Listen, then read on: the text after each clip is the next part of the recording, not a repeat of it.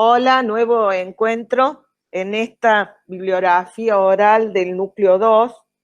Yo les invito que a medida que estudien esta bibliografía, tengan a mano el programa y vean si está dando respuesta a el programa. Aquellos que sientan que está incompleto, que falta, lo van anotando y o lo transmiten por medio de mensaje al aula virtual, ¿sí? O a su defecto lo anotan para el próximo encuentro teórico telepresencial. De esta manera podríamos tener un diálogo fecundo y cada vez prepararse mejor para ese primer parcial que tiene los 3 núcleos. Bien. Habíamos dejado en esa Atena que cambia el arete.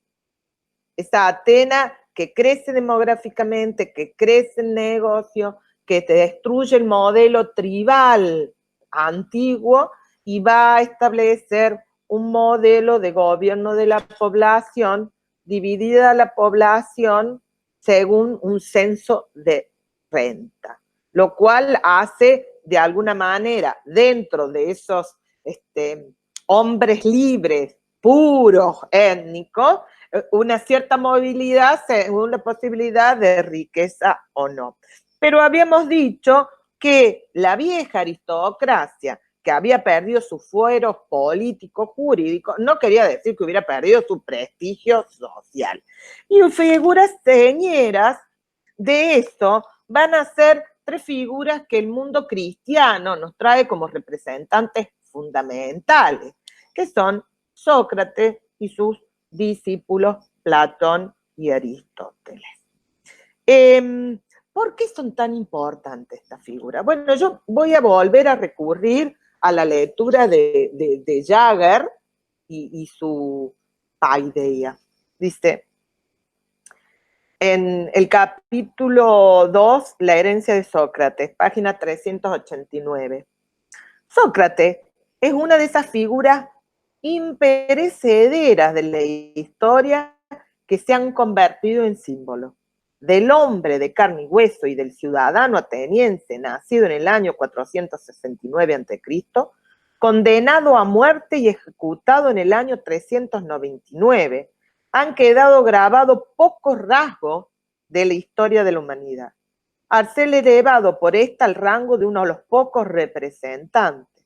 A formar esta imagen nos contribuyó tanto ni su vida ni su doctrina, en la medida en que realmente profesaba alguna, como la muerte sufrida por él en la virtud de sus convicciones. La posteridad cristiana le discernió la corona de mártir precristiano y el gran humanista de la época de la Reforma de Erasmo de Rotterdam, que la incluían audazmente entre los santos y les rezaban a San Sócrates. En esta oración se revela, sin embargo, ese vestigio de ropaje eclesiástico medieval. Es decir, la figura de Sócrates la acrecienta el cristianismo, porque uno tendría que decir, armen la línea del tiempo y verán quien lo condena a Sócrates es el gobierno democrático, ¿no? No es un gobierno tirano, no es un gobierno de malos, es el gobierno de todos. Quien le dice, o te vas o te morís. Pero acá no podés dar tus enseñanzas. Y no puede dar sus enseñanzas porque justamente él está en contra de las nuevas normativas. Primer ejemplo, él creía que ser maestro no podía ser una actividad paga. Claro, esto dejaba que a esa aristocracia que viviera de renta la única posibilidad de ejercer la construcción de escuelas de pensamiento. O, a su defecto, cosa que van a ver que en el Renacimiento se vuelve a tomar, o buscarse un mecenas, es decir, un discípulo que lo mantuviera, que le diera regalo. Entonces, estaba bien recibir regalo, pero no estaba bien que te pagaran. ¿Por qué? Porque el hombre libre no está vinculado al concepto de trabajo, y menos trabajo pago. Un concepto que, voy a decir, tiene todavía cierta vigencia hoy, ¿no? Entonces, de Sócrates lo que sabemos, lo sabemos porque fue discípulo, por sus discípulos que hablan de él, ¿no? Y de Sócrates, lo máximo que nos quieren recordar es primero el modelo de cómo él enseña. ¿Cuál era el espacio áulico? Que lo siguió más Aristóteles que Platón. El espacio áulico de él era recorrer la ciudad, claro, porque acuérdense que el arete está planteado en manejar la polis. ¿Qué mejor que caminar el perímetro de la ciudad? Y ahí, hablando, el espíritu podía ser desarrollado. Esto dio como estrategia metodológica el modelo de los peripatéticos, es decir, los que van estudiando, aprendiendo a partir de caminar y el diálogo. Es interesante porque ustedes deben haber escuchado hablar de la mayéutica, sosteniendo este modelo que la madre de Sócrates era una partera y él decía que las ideas estaban dentro de cada uno y que solamente había que guiar para que éstas salieran, que las ideas las tenían todo, el esclavo, el señor, como una idea de como las ideas innatas. Este fue un principio para el mundo cristiano vital, porque las ideas, digamos, tenían un valor más allá de los individuos, más allá de la psique. Formaban parte del espíritu, no del mundo físico, sino más allá de la física, la metafísica. Por eso Sócrates es importante. Por eso, mientras que los sofistas sostenían que la medida de todas las cosas es el hombre, acá Sócrates decía que había ideas que las teníamos todos. Pero, ¿qué son esas ideas innatas si no ese sentido común con lo que no es educado? Claro. Si yo te voy a preguntar algo, me vas a contestar de tu conocimiento de socialización. Y vuelvo a decir, Homero lo tenían todos, también los esclavos. Había un sentido común compartido, ¿no? O sea, cuando se hablaba de la marginalización, no, mejor dicho, no se hablaba de la marginalización, en los 80 se hablaba de los marginales, el sujeto que está ahí por fuera del margen. Vino la Mona Jiménez, cantor, me llaman el marginal, y le puso orgullo, o sea, no luchó contra ese concepto, sino que lo legitimó. Bueno, y después venimos nosotros los 90 y decimos, no hay que cosificar, sino que hay que hablar de procesos, porque esos pueden ser modificados, entonces hay que hablar de sujetos en estado de vulnerabilidad, en la marginalización, hay que hablar del proceso, no del sujeto, porque entre ser y estar hay mucha diferencia. Bueno, acá podríamos decir que Sócrates era algo así como la Mona Jiménez. ¿Me escucha alguien, filósofo, que ame a Sócrates decir esto? A mí me sacan de la academia, ¿no? Pero bueno, estoy hablando de cómo se institucionalizan ciertas figuras y por qué tienen continuidad. Y en este caso, ¿qué de Sócrates le sirvió al cristianismo en esta idea, ¿no? Del concepto del diálogo, es decir, fíjense, la oralidad, como el mundo aristocrático hablaba, la oralidad, por eso él lo escribió, ¿sí? Porque era el desarrollo del pensamiento, que era importante. O sea, y vuelvo a decir, para desarrollar el pensamiento tenías que estar libre de la demanda de las problemáticas cotidianas. Por eso eran más los ricos que otros. ¿Y cómo hacían? Bueno, ellos deambulaban por los gimnasios, donde estaban ya los jóvenes más adolescentes, que todavía no tenían que ir al frente. Por eso yo digo que es como el nivel superior, ¿no? Entonces, gramatista, citarista, retórica sería primeras letras, el nivel primario, el gimnasio, el nivel secundario, ya esto es tercer nivel, el desarrollo del pensamiento crítico, que concuerda con los supuestos, que a partir de 18 años tienen pensamiento abstracto, pueden armar abstracción. Esto es lo primero que tendría que decir, y esa competencia en donde, bueno, Platón va a presentar a su maestro y decir cosas de él, que vuelvo a decir, cuánto ciertas son, y si además estas traducciones son traducciones que hace el mundo cristiano, tomando ese contenido, metiéndole esos componentes del cristianismo, tenemos este Sócrates que digo, siempre nos dicen, se tomó cicuta por el gobierno, pero nadie explica qué es el gobierno democrático, por eso es importante la línea del tiempo y ver cuáles son las prácticas institucionales. Es decir, Sócrates es un tradicionalista aristotélico y por eso la democracia ateniense le dice que o se va o se mata, así de simple, porque él está sirviendo a viejos dioses y está en contra de las nuevas leyes. ¿Cuáles son los elementos principales que nosotros podemos ver en lo que se suele llamar el círculo socrático? Fíjense en el concepto cerrado, pero fíjate cómo hay todavía un viejo de lo antiguo en términos de comunidad. Somos iguales, pero distintos del resto, ¿no? Concepto de comunidad a lo largo de la historia es fundamental. Nosotros hablamos de la comunidad universitaria, ¿sí?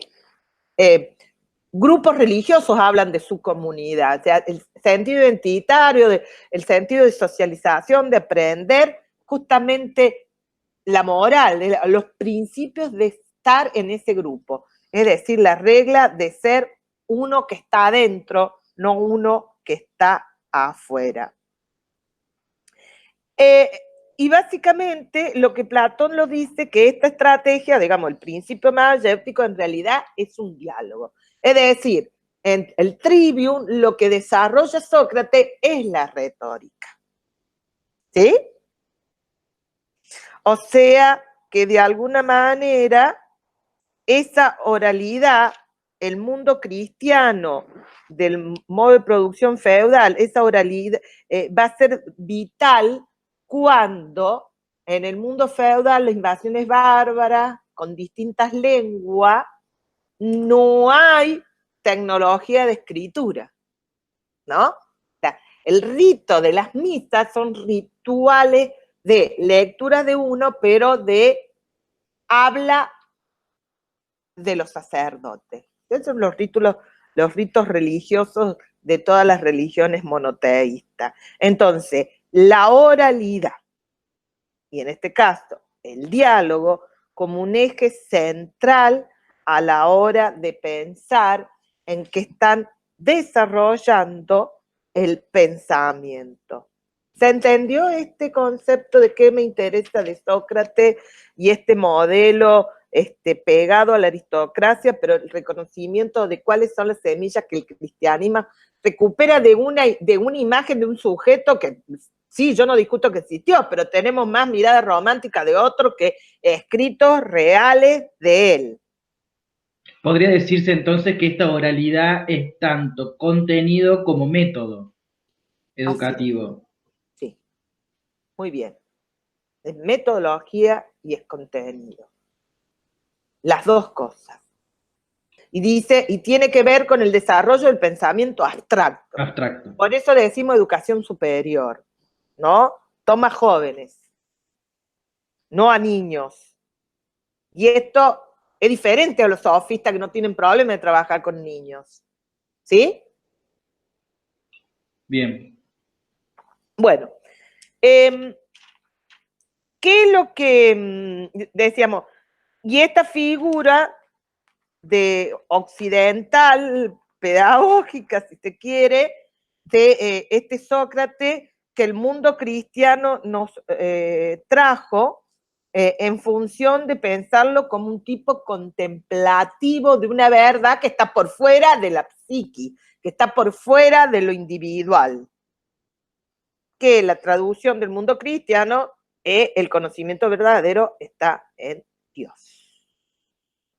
¿Sí? Bien.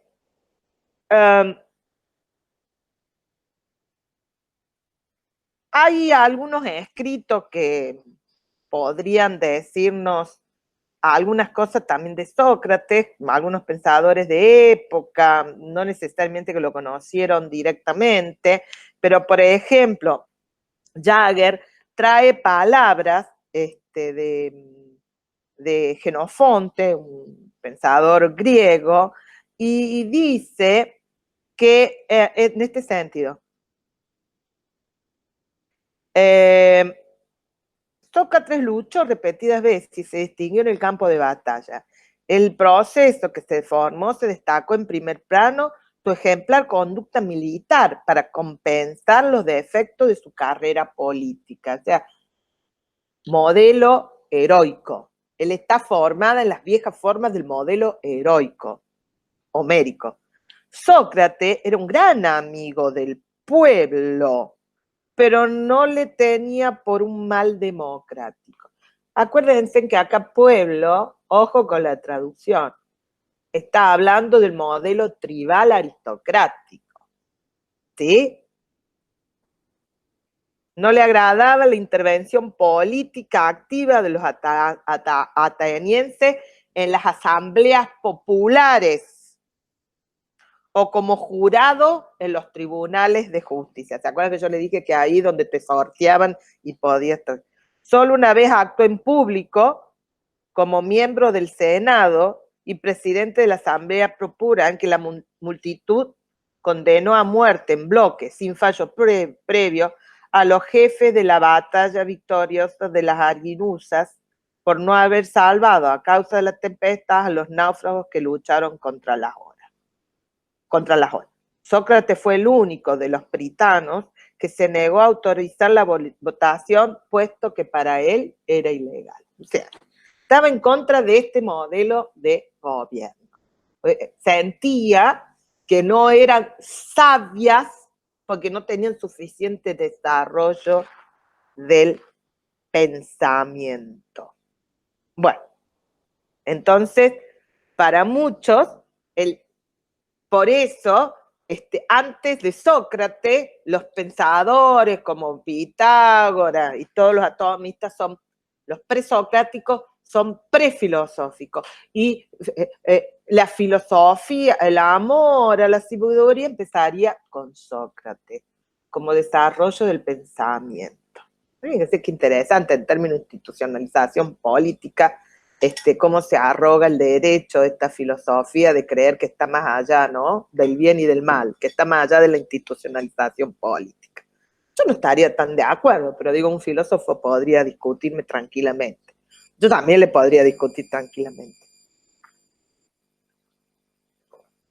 Dicho esto, que es lo que me interesa de Sócrates, pero cualquiera puede leer cualquier cosa de Sócrates y lo podemos discutir si algunos quieren avanzar en esto.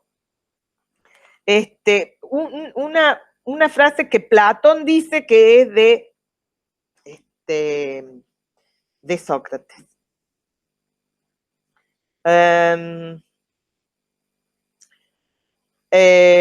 Dice, el bien supremo del mortal es la salud. El segundo, la hermosura de su cuerpo. El tercero, una fortuna adquirida sin mácula, es decir, la herencia primogenital aristocrática, ¿no? El cuarto, disfrutar entre amigos del esplendor de su juventud, es decir, la pedofilia. Cosa que se dan cuenta que los filósofos mucho hablar de la pederastia, perdón, no es, perdón, no dije pedofilia, retírenlo porque es el modelo actual del delito, sino de la Sí, pederastia. estaba por decir eso. Está muy bien, por ahí yo me confundo. Bueno, entonces, dice, este arete tendría que tener como un valor espiritual, pero vuelvo a repetir, ¿qué es el alma o la psique? Para decirlo en la palabra griega empleado por Sócrates, ¿sí? Y tiene que ver con esa capacidad que para los socráticos ponen en la palabra alma el concepto del dominio de la pasión. Es decir, justamente la disputa del dominio del carácter por la conducta. Fíjense que acá tenía más contenido de la socialización que una estrategia de capacidad de destreza para ganarte la vida. Total, esto la aristocracia la tenía ganada, vivían de la renta. Bueno, ¿alguna duda? Yo pienso en clase y me encantaría estar dialogando con todos ustedes para Yo creo que pensar. vamos bien, vamos bien. Bueno, entonces, el que sigue en términos de edad y en continuación de estas prácticas que pretenden mantenerse cerradas y no paga, es la figura de Platón, discípulo de primera generación de Sócrates.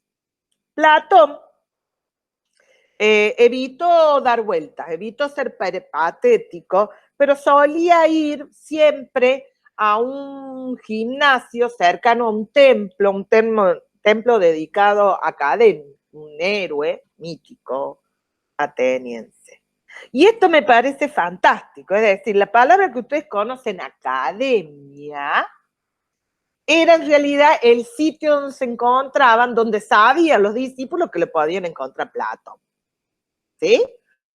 Entonces, ir a la academia era ir a un lugar público donde se encontraban los jóvenes con Platón, quien trabajaba y profundizó este concepto del mundo de las ideas. La mayoría de ustedes debe saber el famoso mito de la caverna de Platón, que explica el conocimiento. Yo no la voy a desarrollar, encuéntrenla en Wikipedia, encuentran en cualquier lado.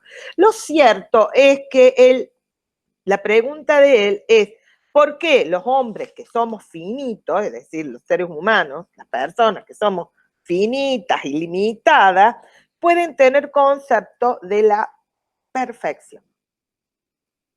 Y este es el elemento clave de decir, si tenemos ideas del mundo de la perfección, es porque por fuera de nuestro tiene que haber una perfección. Y que nosotros antes tenemos que conocerla de antes, ¿no?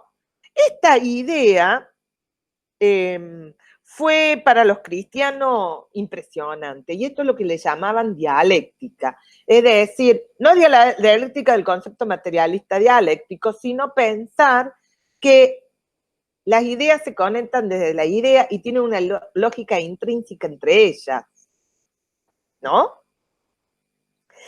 Y por eso él llama, dice que la idea, el concepto que es la verdad, que son las ideas, no están en esta tierra, sino en otro componente externo a lo físico, es la metafísica. Campo que vino, insisto, al dedillo, al mundo cristiano cuando puso como idea perfecta a Dios. ¿Sí? En ese sentido, Platón, con su idea perfecta, él también tenía esta escuela, insisto, nivel superior, como sería el universitario, el terciario sería, ¿no? En donde creía en el desarrollo del pensamiento, que es pensamiento que era supuestamente libre de ataduras materiales. ¿Sí? A este principio, un discípulo de él, que fue bastante castigadito, en términos que no lo dejaron avanzar ahí, fue el propio Aristóteles. Aristóteles, que en realidad de origen era macedonio, él no estaba de acuerdo con lo que dictaba el maestro y decía que el verdadero conocimiento no era el mundo del topos urano, es decir, el mundo de las ideas perfectas, sino que el conocimiento era un conocimiento sensible, es decir, la de los sentidos, la vista, el olfato, el oído. Entonces, el conocimiento venía del mundo físico, de la naturaleza. Justamente para no entrar con problemas con los discípulos de Platón y la academia, él terminó yéndose de Academios. Decidió ir a otro parque, a otro gimnasio, a otro templo. Y se fue al de Liceus. Es decir, a él había que buscarlo en el liceo. Y acá el nombre de estas dos instituciones, digo, ¿no? Estas dos instituciones que todavía hoy utilizan, academia y liceo. Fíjense qué interesante, cuando nosotros pensamos en la universidad nuestra, la formación nuestra de profesionales, usamos academia, nunca liceo, ¿no? Y sin embargo, cuando pensamos en lo policial, en lo militar, le llamamos Hablamos del liceo militar. liceo. Bueno, porque tiene que ver que los usos posteriores han tenido ese sentido. Aquellas carreras donde se pone el físico, donde necesitan más espacio de práctica, ¿sí? Es el liceo. El liceo, que tiene esa representación, Academia Liceo, en ese viejo cuadro de Rafael que está en el Vaticano, en donde en las escalinatas de una agora van a estar un viejo Platón y un joven Aristóteles, Platón señalando hacia arriba y Aristóteles señalando hacia abajo. Y de alguna manera van a ser dos conceptos noxiológicos, de construcción del conocimiento distinto, que todavía hoy se pelean, que tiene que ver, se conoce desde lo general, las ideas, lo particular, o se conoce de lo particular a la general. Es decir, usamos el método deductivo de lo general al particular, el modelo platónico, o usamos el método inductivo de lo particular a lo general. Inclusive se sigue utilizando el concepto de la lógica aristotélica como un concepto de argumentación científica de veracidad, ¿no? Que evita las falsedades. Materia que ustedes también tienen en la propia carrera, ¿no? Así que fíjense qué lejos, por qué tenemos que leer claramente esto. Yo no la quiero hacer muy larga, porque insisto, problemas de tiempo y me interesa más los usos que de estos autores tenemos. Y vuelvo a invitarlo, en el caso de Platón, bueno, además del banquete que nos habla del Eros, también podíamos hablar de la República, la historia de ese ciudad perfecta y cómo tiene que ser gobernada, es decir, otra vez siendo los sabios, es decir, otro que se niega al modelo de democracia, es un antidemocrático.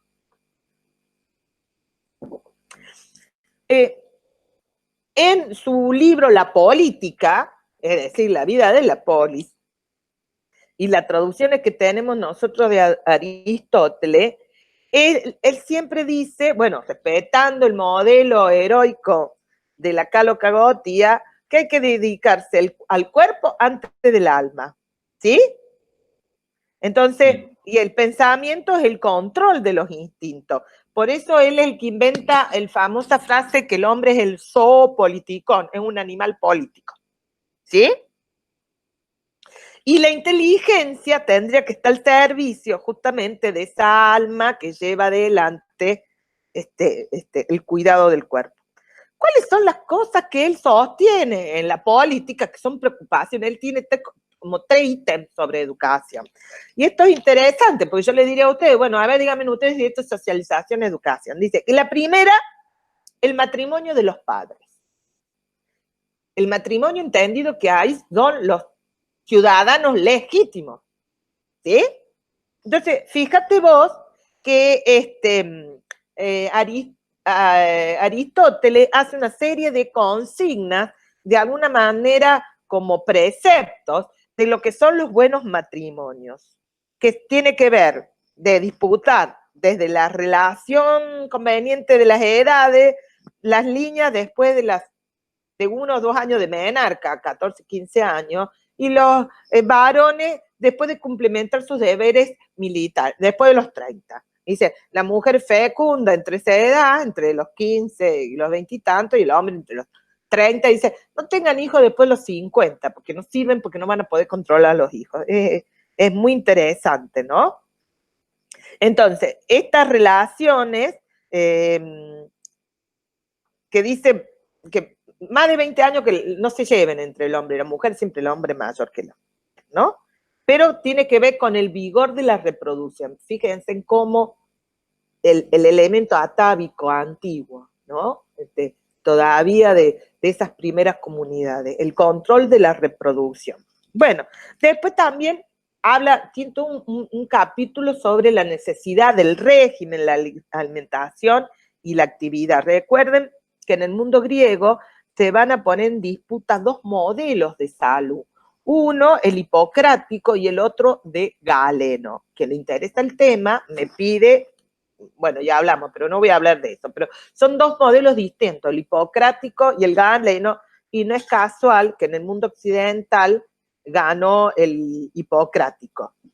Bueno, ya esto lo podríamos discutir. Bueno, entonces, el tema de la alimentación, el tema de la actividad, ¿sí? Y también él recomienda, tomando como ejemplo a Esparta, la necesidad de abandonar a los niños deformes. Porque no contribuyen a la polis. Son un peso para la polis. Y el centro de importancia no son los individuos, sino la polis. Entiendan este concepto. Bueno, y dice que los ciudadanos tienen que tener tantos hijos como la polis necesita, o sea, creen el control demográfico. Y dice, a los 50 años el hombre ya debe dejar de procrear, ¿no? Dice, y esto es muy interesante, porque dice, tiene que usar el sexo solo para el placer y para mejorar su salud, para que se muevan sus efluvios. Por eso recomienda ahí el uso de erétreas, es decir, mujeres dedicadas a Afrodita, pero que sabían controlar y evitar tener hijos. Bueno, entonces él habla de un primer momento, hasta la primera infancia, dice que es cuando hay que alimentarlos bien, ¿sí? Para que tengan fuerzas corporales, que no hay que darle vino, que hay que darle leche, esto pone mucho, y hay que hacer mucho ejercicio, ¿no?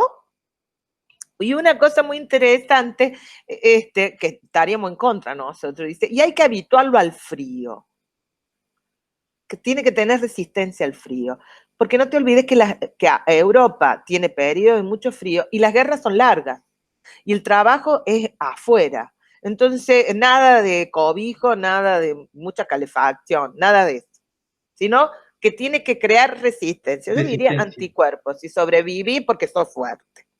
Por eso que se dice ahora, dejar al chico que juegue con la arena, dice.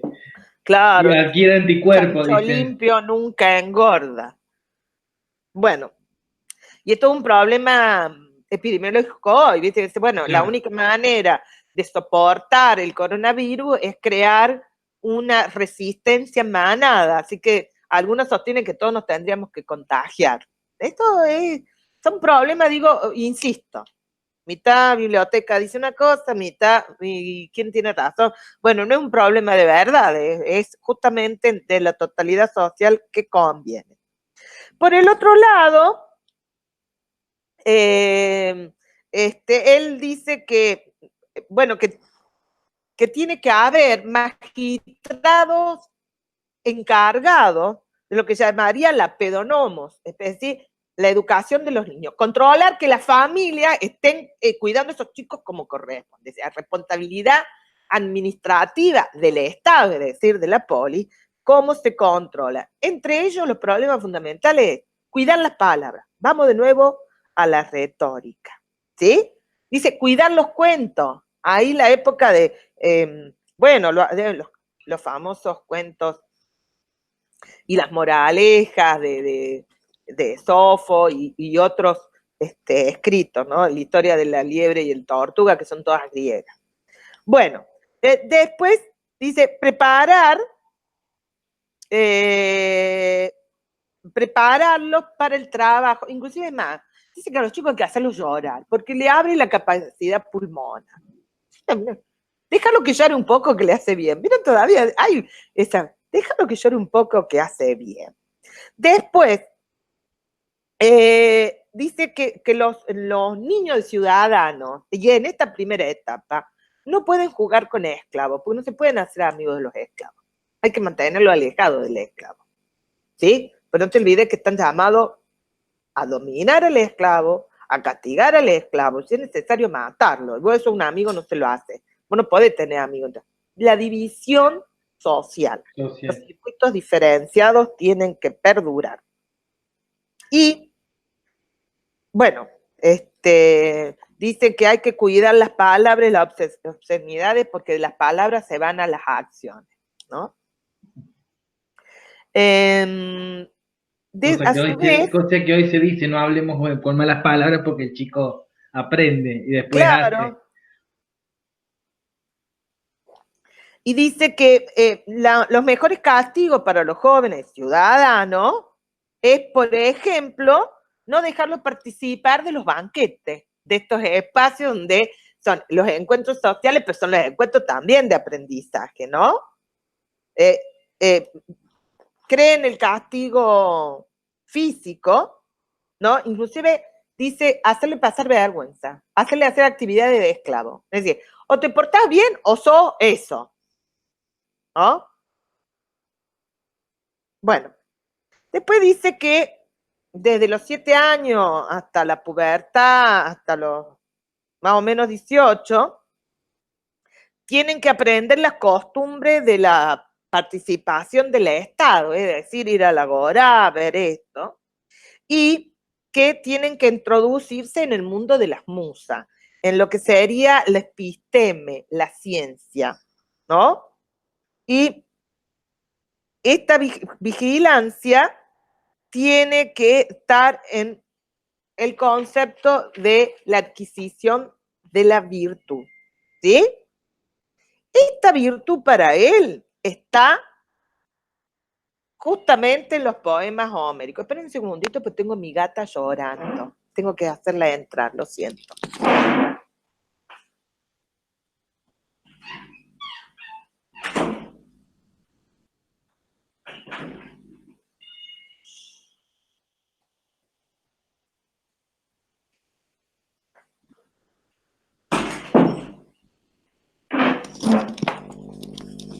Lo siento, le presento a Agripina, es tan bella, mi gata, que está renegando. Bueno, le decía, Aristóteles dice primero, obviamente como hombre es libre, él no está dispuesto a recibir paga, pero sin embargo no tiene ningún problema de que lo mantengan. Cuando esta Atenas democrática le dice que va a sufrir la misma pena que el viejo maestro Sócrates, él considera que no vale la pena entregar la vida. Pero además, él tiene una ventaja. Es convocado por el padre de Alejandro Magno, el rey Filipo de Macedonia, para que forme a su hijo. Y le pide que lo formen en los principios del arete homérico. Él forma a Alejandro Magno. O sea, si tenemos que decir algo, él fue un triunfante, porque Alejandro terminó dominando Grecia, ¿no? Su dominio fue muy corto, porque, bueno, murió muy joven, pero lo cierto es que este hombre a los 22 años ya estaba conquistando medio mundo conocido. Así que, no estaba fuera de moda, sino que estaba formando a una élite en particular. A los de más alto, entre comillas, rango. Por supuesto, porque, digamos, no le pagaban, pero vivió en el palacio, lo servían, claro, lo atendían, digo, o sea, no lo pagaban, pero cobraba, digamos así. Ahora, este modelo griego, digamos, que se expande con Alejandro, va a ser un desarrollo esclavista limitado a las polis. Si uno toma Roma también nace por una invasión. Estando los estrucos en el Lacio, en orillas del río Po, llegan los latinos y llegan guerreros y no tienen mujeres, tanto así que tienen que invadir una tribu, una aldea sentada. El rapto de la Sabina. De ahí que en la noche de boda los hombres se supone que levantan en brazos. Levantan a las mujeres. En el modelo cristiano, recordando esa vieja tradición que fueron raptadas, chicas. Así que cada vez que pedimos eso, lo que estamos pidiendo es que nos fuercen, ¿no? Sí. Nuestra cultura tiene cada cosa contradictoria que a mí me vuelve loca. Bueno, no, ya soy loca genética, no importa eso.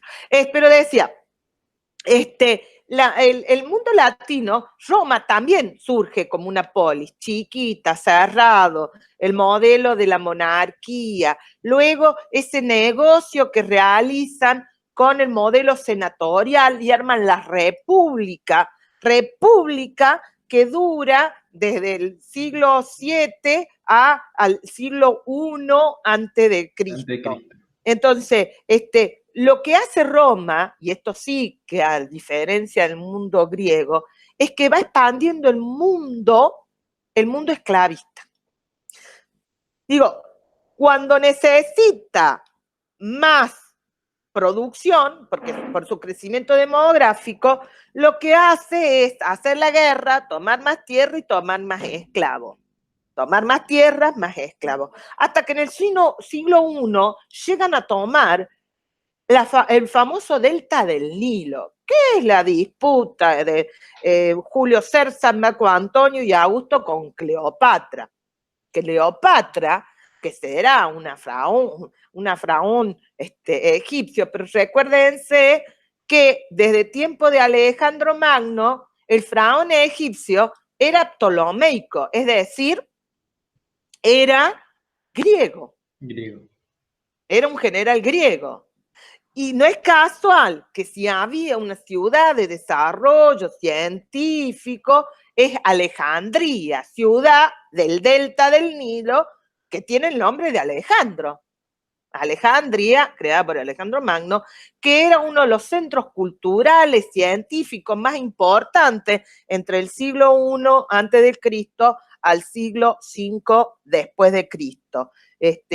Hay una película de la última etapa de Alejandría, media fantasiosa, media sí, media no, que es justamente la película que se llama Agora, que cuenta la historia de Hipítiatas, una científica, una filósofa, cientista y filósofa en esa época era lo mismo, de Alejandría.